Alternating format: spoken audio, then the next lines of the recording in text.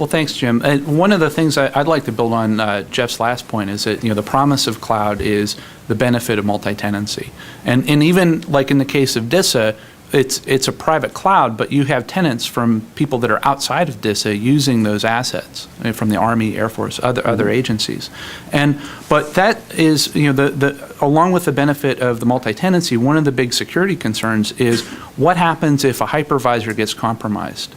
And what happens to the virtual machine disk files that are attached to that SAN, not just the ones that are running on that hypervisor, but all the ones that are attached, is your entire cloud compromised? So having the checks and balances in place is really, really important.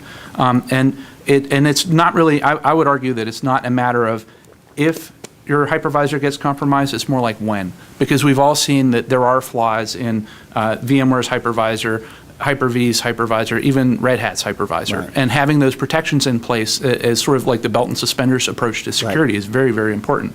And one of the things that we provide, as I mentioned earlier on, was a technology that we're adding in a big way in Red Hat Enterprise Virtualization 3.0 called SVIRT.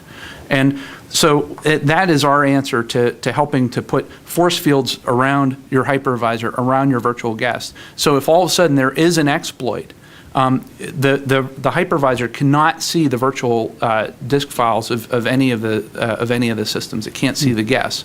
So it provides that layer of protection. And one thing that I would always, I always, as people are looking to move into the cloud, finding out from your cloud provider, how are you addressing those things that whenever a hypervisor does get compromised, what are the procedures and policies and what are the protections you have in place to address that?